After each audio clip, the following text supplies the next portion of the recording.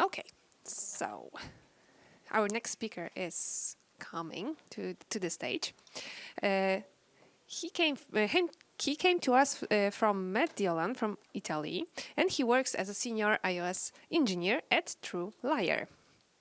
When I was, and the talk is about how to create great networking experience by building opinionated network manager, leveraging protocols and async await to cut down on code quantity, in the same time increasing quality.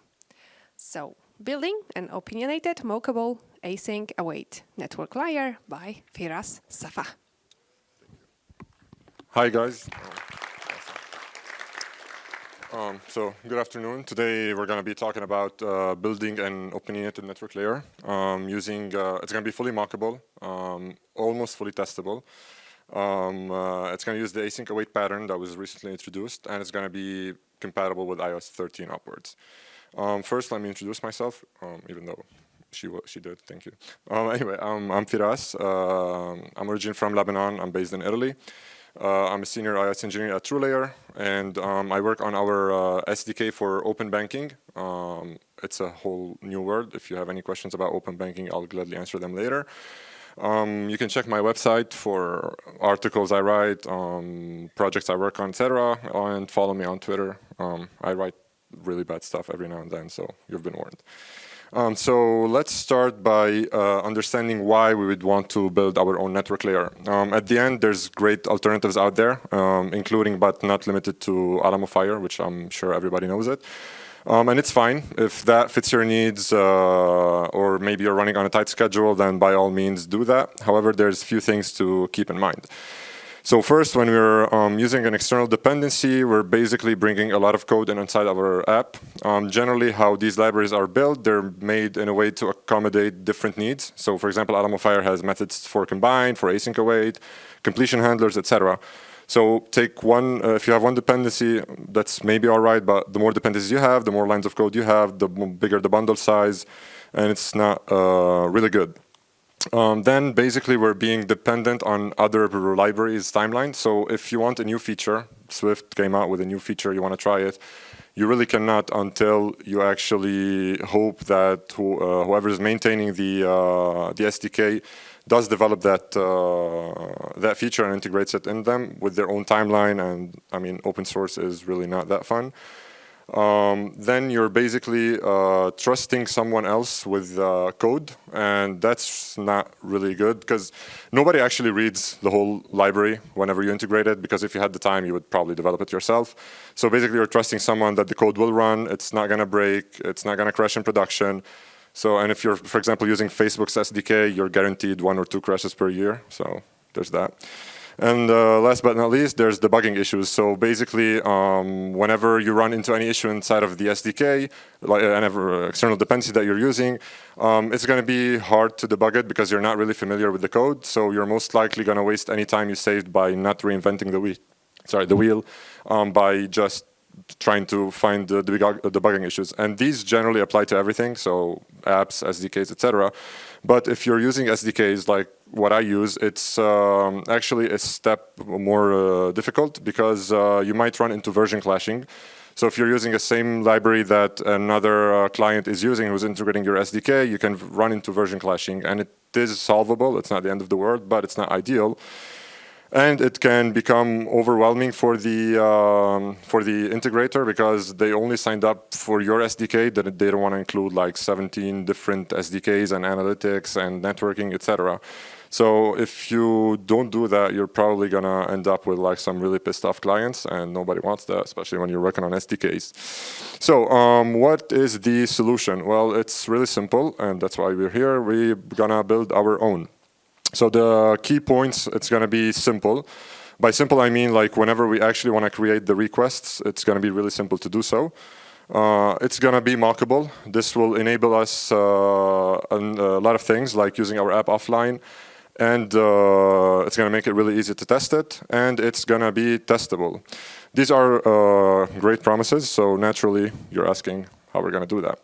So to do that, we're going to start by understanding what do we need to execute a network request.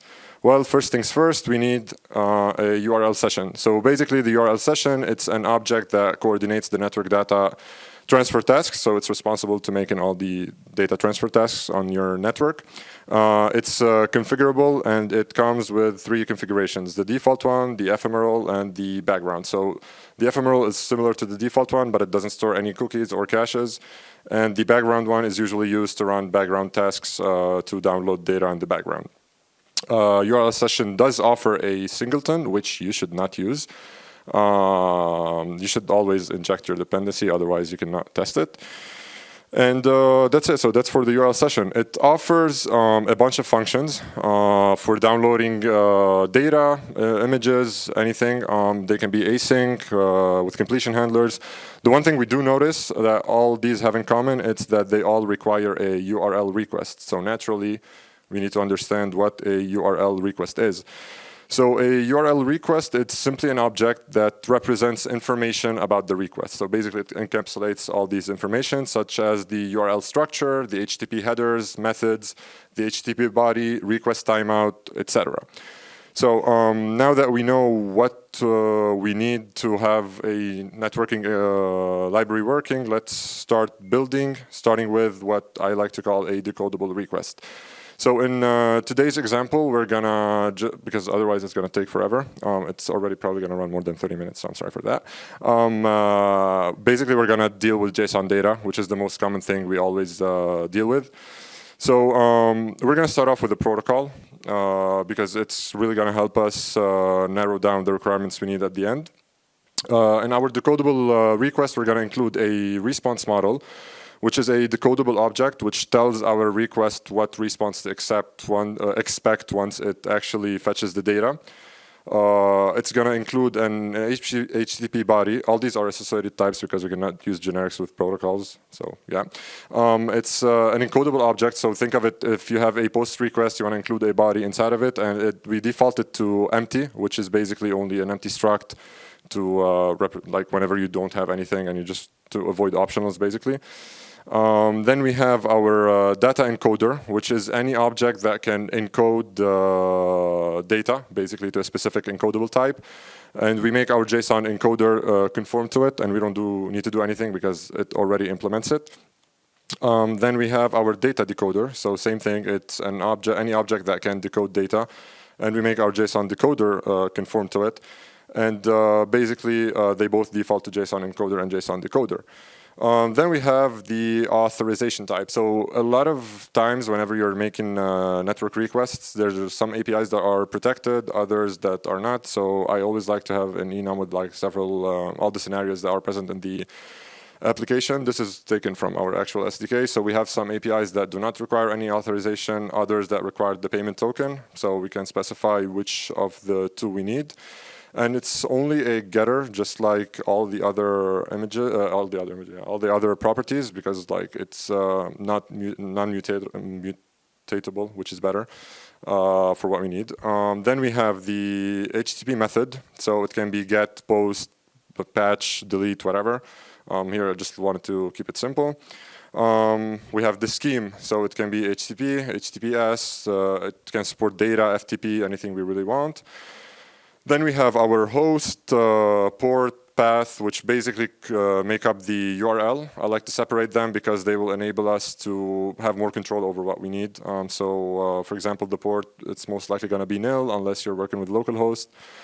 Then we have the path. I like to have every sub path its own string. It's just more readable, and then we're going to put it all together. The headers, I usually, actually this was customized. I opted for string just for this demo purpose, otherwise it's going to take forever. Because it's better to create an HTTP header object where you can maybe provide static functions to generate like the most common headers like accept language, content type, etc. We have the query items, which again, it's a key value basically that we include in our URL at the end of the URL. And the HTTP body, which is the one we just talked about previously.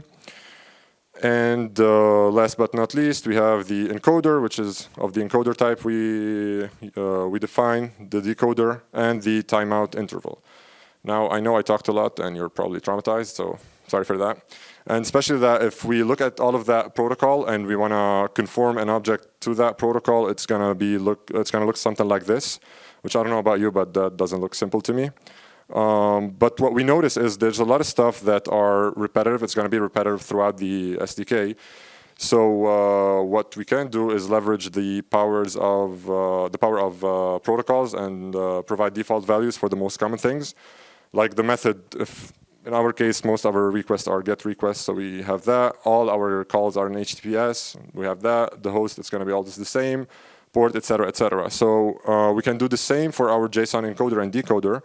What we like to do is we have two types of models on our apps: the API models and the SDK models. So the API models are mapped one-to-one as they get from the backend. Even the keys, even if they use really awful key names, but still. So what we'd like to do is just convert to snake case, and from snake case, whenever we send and receive data, and then just we map whatever we want to our internal models. So if we do that, we end up with something really simple.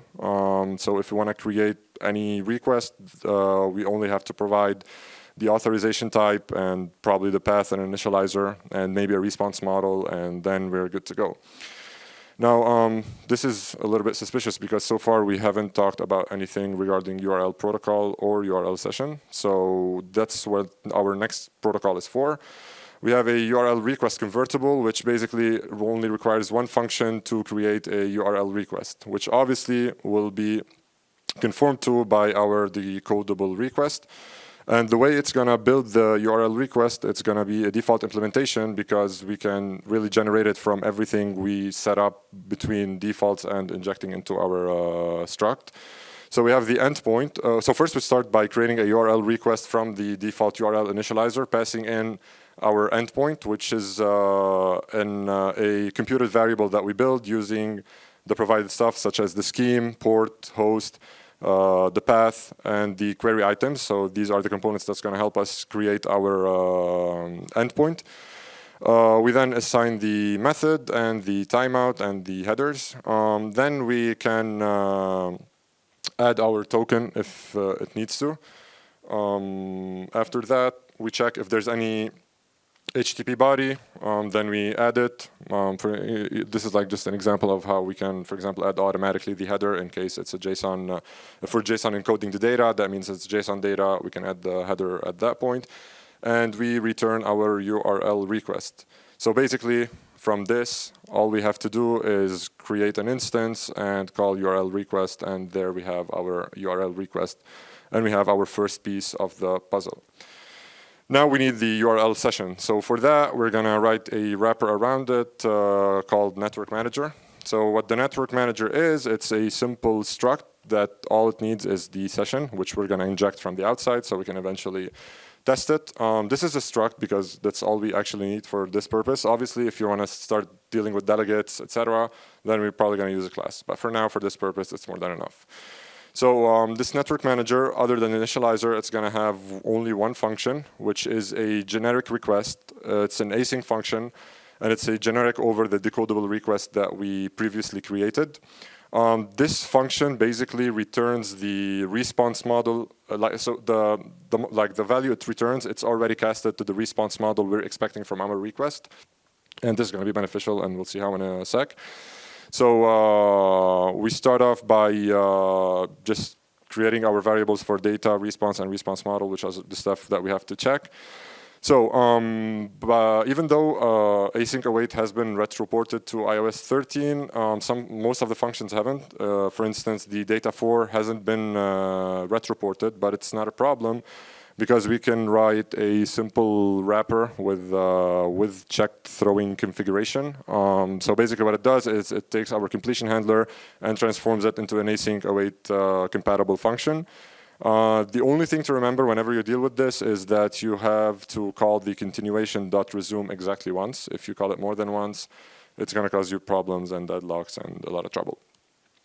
So basically, so we check if iOS 15 is available. So we fetch our data and response. And if anything goes wrong, we go into the catch block where we're going to check if the error is a URL error. Otherwise, we just throw a, my bad, sorry, a generic error. And the thing about this, what we're going to see now, obviously I put everything in it's like literally a single function and not like separated, managing the error, etc., just for demonstration purposes. But obviously we can pass the error to an external function that's just going to handle it.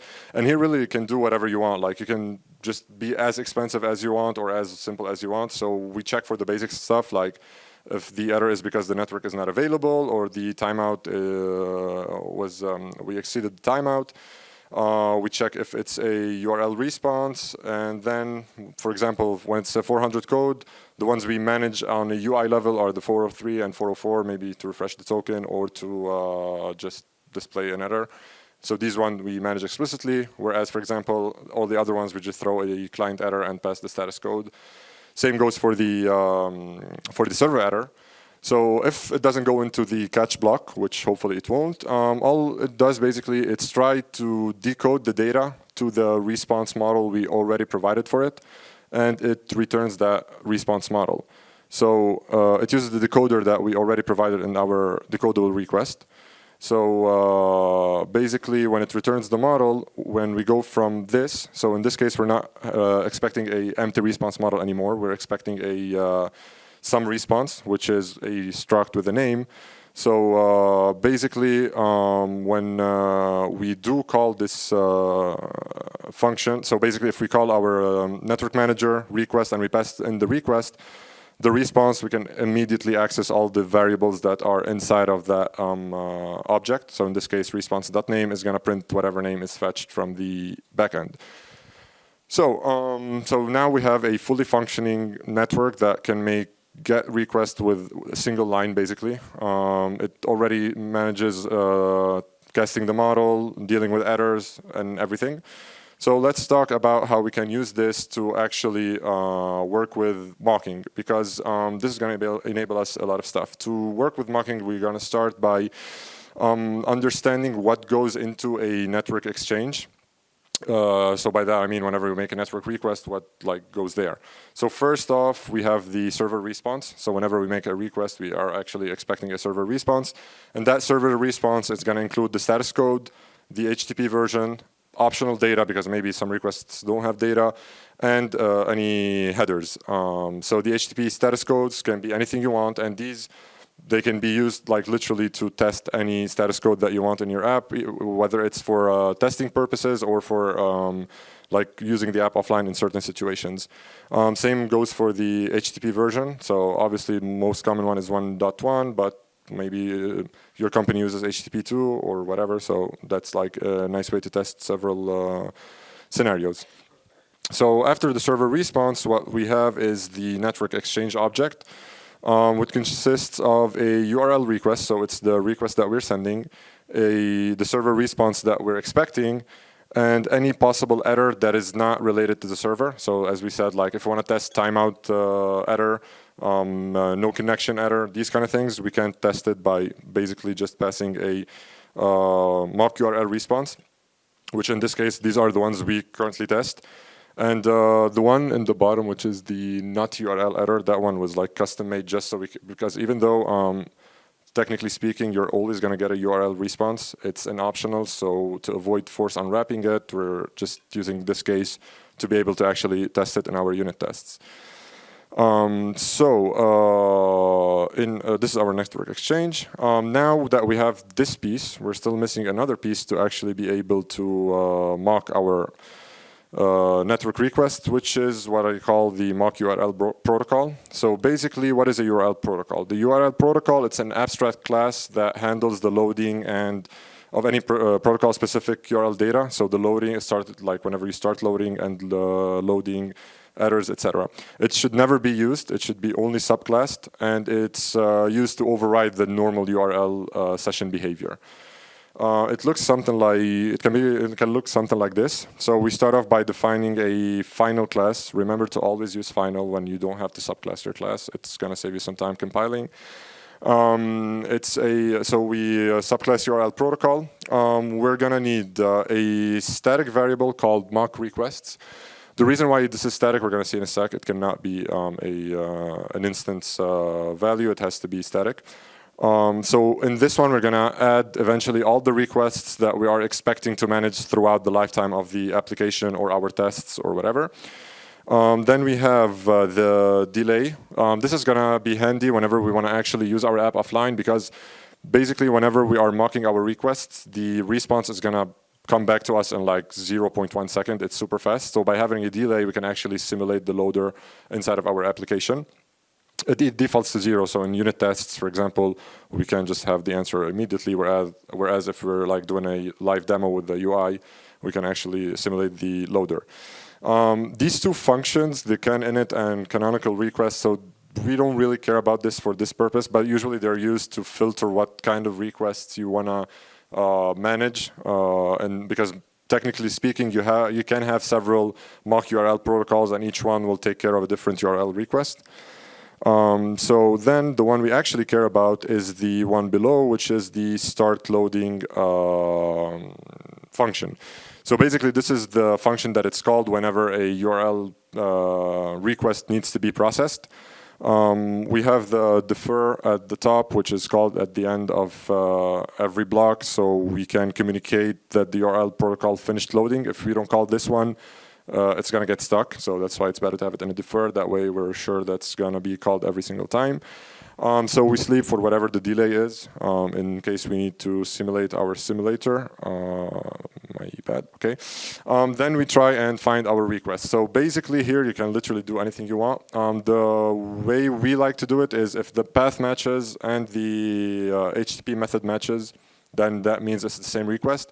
Maybe your case requires the query items to match as well, etc. So there's a lot of things that you can mix and match just on how you want to specify what a URL request is. We check if that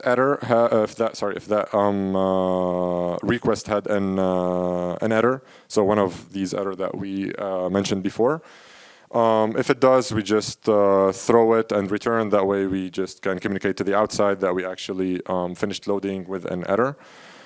In case it doesn't include an error, we make sure that the network exchange actually exists, like the request. Otherwise, we throw a 404 because maybe we forgot to actually include it in our mock request that we saw on top. In case we find it, we try to fetch the data, but maybe again there's no data, so we just return. And if we do find the data, what we do is just notify the URL protocol that we did find it, and that's it. We don't cache it. That way we can just get fresh data every single time. And that's all that this does. So basically, whenever this is called, it's going to do this. It's going to find the request, try to fetch the data or the error however we please, however we tell it to do it, and it's going to return it. So obviously you're wondering how do we use all of this. It's really simple actually. We did something really similar to how the configuration are created in the URL session. So we created a mock, a static instance called mock, and basically it just creates a configuration. The most important line is this one. So basically here we're telling our URL session to use our custom-made protocol class to deal with all the requests. So this is why I was saying, like, you can have multiple ones here, and each one will deal with like a certain type of requests. And yeah, so we set the delay for 2. That way, whenever we're inside of the app, we can just have the loader showing, and that's really about it. Now, I know this has been tiring so far. Promise, almost done. So now we're going to use everything we just saw and see a couple of examples of testing, how we can test everything we just made. So here we're going to test, for example, that the request, any request, it's going to properly parse and return the model we are expecting. So first we have the async. So this is the new way to test async functions with XC test. All you have to do is add async and it just works. Then we have, so we start by creating our network exchange. Just if you have a quick look at the URL, so you see how it's made. So it's example.com/path2resource. And we want to test that we're going to have a code 200 from the server and that specific data. So now that we create our network exchange, we we injected on the line before inside of our mock URL protocol, and that's why it needs to be a static, like the mock request needs to be static, because we cannot actually create an instance of our mock URL protocol. We passed it to our static instance of URL session, if you remember. So it has to be static to inject it from the outside. We have an expected response, so we're expecting to have an object called demo response with one field called text. Inside of it, it's going to have the string some data. So we create our request, and if you see in the request, the host is example.com, the path is the one we expected, so that way we make sure that the one we're sending to the mock server is the same as the one we're sending. And the response model is demo response, so which is the same one as we're expecting. So now if we just call our network manager passing the session, which is the URL session.mock that we previously saw together, then we're going to end up with the actual response that we can assert that it's equal, and it's going to be equal. Trust me, I've run it 100 times. It works on CI, so it works. So it's going to be really simple for us to really test any scenario. So let's take another really quick test. In this case, we're going to test that we're going to have a code 500 from the server. So there's no data to get back, no nothing, just a code 500. So basically, it's the same. So unfortunately, we cannot use the XCT assert throws because it doesn't support async functions. So we have to do this thing. So basically, we create the same thing. So we create our network exchange, we inject it into our mock requests, and then we call the request, and we first make sure that the response is nil, and then we just do a do try catch to make sure that the error is the one we're expecting, and in this case, as we want it, it's a server error 500. Same can go to request timed out, which is a non-server error. So what we do is we don't have a response because obviously it's a request timeout. We do have a custom error, which is request timeout, and we can do the same. So you can literally do anything you want, any type of error. And basically by adopting this method, the test coverage we have on our network library is 99.7%. So I'm assuming that's good. So other than testing, what we just built can be used for offline usage as well. So why would we want to use our app offline? Well, there's a lot of reasons why for it. Maybe the API, we only have the API contract, but not the API in place. I don't know about your company, but that happens quite often in mine. Or maybe you want to test some specific flows inside of the app. So maybe for demonstration purposes, I don't know, you want to test what happens whenever you don't find the user or the error page. And maybe it's hard to test it with actual API because if the API is properly responding, it's hard to test it. So if we inject any response that we want, we can actually do that. Or maybe to replicate a bug. So you know that for a specific user, for a specific set of data, a specific response, you're getting a certain bug. So basically you can inject that data and just work on your bug. So there's a lot of ways to do it. One is basically creating just like the content directly into Xcode. Personally, I hate that method because it's not scalable, especially in big apps. You're going to have like shit ton of variables and JSON code throughout the application, which is not good, and you're going to get confused, etc., etc. So what I do is so I created this protocol called mockable, which basically it creates a mock network exchange from your decodable request. It requires the URL request, the status code that we want to inject in our network exchange, the HTTP version header, so the same thing we saw, and the data file, which is a raw representable, so because that way we can create enums with raw values because you should not use strings throughout your application. So we do a default implementation for this. We don't have to implement it every time. So basically what it does is it checks if there is some data, because again, maybe we don't want to send any data. If it doesn't, just returns the server response with the status code of our choice and the headers of our choice. Otherwise, it tries to fetch the file path. So basically what I do is I create a JSON file for every response that I want to test and put it in my bundle. And that's it. So we fetch it, we fetch the content. I usually don't force unwrap, but just for demonstration purposes.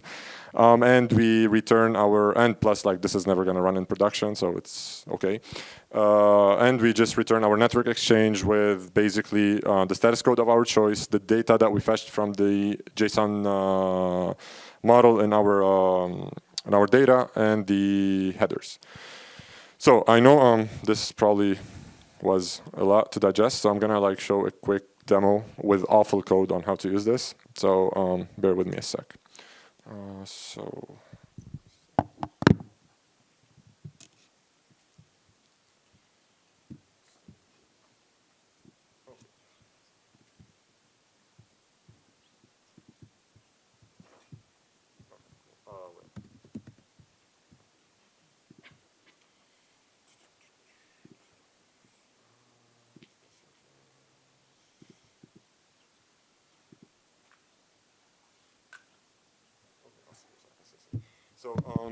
basically what we're gonna do is, so this is part of our SDK. This was created for demo purposes. That's why we have shitty code, but never mind, like it's the idea that counts. So basically here we're gonna configure our SDK for the demo of today. So basically what we're gonna do is we're gonna create a URL session that's basically using our mock URL protocol, which was basically what we just saw together, if this works. Yeah, cool. So basically it's the same thing we saw together on how we fetch stuff plus some logging things. Then we're gonna add a 2 seconds delay to show the load. Actually, let's try it without the loader first, then we're gonna see the loader. Then we have our, so we create our network manager from this session configuration. Again, this is awful code, like just for the purposes. And then we inject these two basically mock requests inside our URL protocol. So for example, to create these, this is our like an actual request that we have in our SDK. It conforms to mockable. And basically we provide like different methods that gets us the data that we want, that we can find it here. So basically these are the JSONs that we're going to use today. So basically these returns whatever we want. We can create ones for error cases, etc., etc. So what we're going to do basically is then call the process payment, which is going to show the loader. So let's keep this because otherwise don't want it to break. So we're going to show a loader. We're going to call our network manager basically by sending this API request. We call the normalized function, which is basically what I was talking about. This one, we have it that transforms any API models to internal models. And then we're going to hide the loader. So let's see. So basically, what we're going to do is this. So we have, for example, these two JSONs. One is for a failed payment. One is for an authorized payment. Here we have the IDs. So we're going to basically request to each of these IDs, and we're going to show them on screen. So if we call authorize ID, we're going to show the loader and then display basically the error code, not the error code, the identifier code, which is the same that we have here. So even if we make any changes, we run the app. We go back here, authorize, and we see our changes immediately. Same goes for the failed ID. So it's going to call again the request, fetch the proper data, and show the failed one. So as you can see, like this will enable you to really test any flow inside of your application without any problem. Obviously, like it's a lot of code, but you only have to build it once. And then from there on, really like creating a request is as simple as you just saw. So for example, this is like the actual requests. Okay, so this is like the request, because a lot of the stuff hidden inside of the API request are defaulted to whatever we use throughout the SDK. So it's gonna be hopefully easy and helpful. What else? Let's see together because I forgot.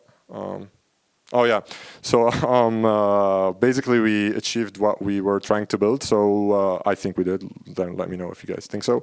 We made it simple. So creating a URL request is as simple as just like instantiating an object and creating and calling URL request. We did make it mockable by simply basically creating the mock URL protocol. It's easy for us to create a mock session, and as you saw, we can use it basically offline to mock all of our application. And it's testable. It's going to enable us really, like the mocking is going to enable us to test any scenario that we want in any case, any situation, and it's great. And, oh wait, fuck. And yeah, something had to go wrong, so cool. What else?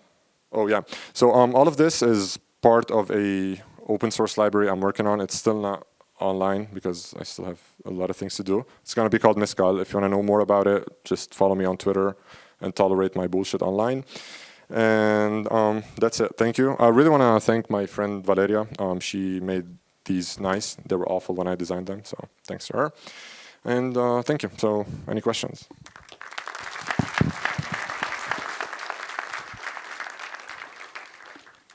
Yes, we have 5 minutes, and I see first hand. I would like to start a really great presentation. I have one question, or rather two.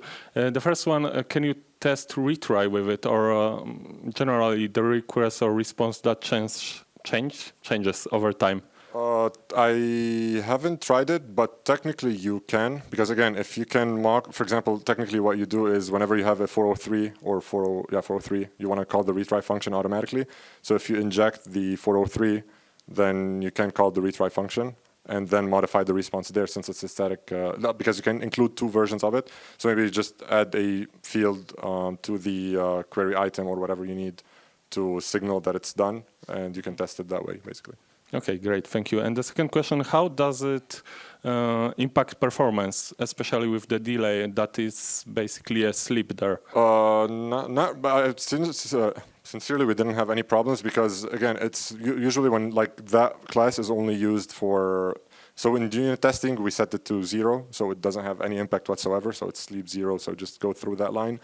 The only time we set it to 1 or 2 is whenever we actually want to demonstrate like how the whole flow works. So it's not really an issue because usually you use it for internal testing or whatever. So we never run into any issues. Okay, so if you would like to test, for example, a request that timeouts, and you have like really long delays, like 30 seconds or even a minute or so, then how would you approach it? I can go back actually to this and show you real quick because actually the request timeout, you don't need to actually timeout to test it because if you give me a second, I can find it. Yeah, it's this one. Yeah. So as you can see here, basically, so we're telling it that we're going to throw a request timeout error.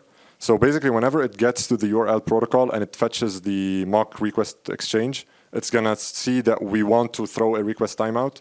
So it's actually not even going to wait for a sec. So it's all automatically going to throw the request timeout. And that's the beauty of it. Like any scenario that you want to use. So let me show you maybe in the URL protocol real quick. It's not here. Eeny, meeny, miny, moe. Cool. So it should be around here. Okay. Let me see real quick.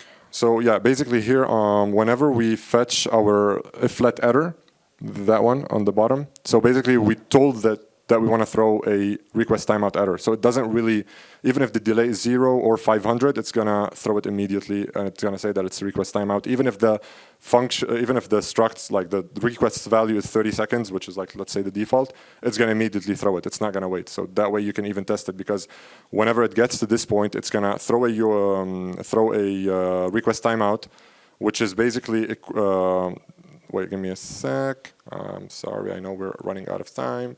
So yeah, as you can see, like the request timeout, we transform it into a URL error, which is a URL error timed out. So whenever it gets to our request method, the one that we did in our network manager, it's going to basically interpret it as a normal request timeout error. I don't know. Okay, and the context for the question, let's assume that we have some functionality that basically when it detects timeout on the delay 10 seconds and so on, we want to program it in a way that it retries, but with bigger timeout. So we want to make a free retries with 10, 30 seconds timeout and then 1 minute. Would you then move this test to other layer, or it's somehow using this mock, it's still possible to test that behavior? I think it's possible. Again, again, because the delay is static, so you can change it at every single point that you want. So you can just access the URL protocol, increase it to 10, 20, 30, as much as you want. Okay, but then the problem would be the URL. So probably you need to do some modification but again. Okay, great. That answers my question. Thank you very much. Thank you. Thank you. And we just reached the time for this talk. Thank you, guys. Thank you, Firas.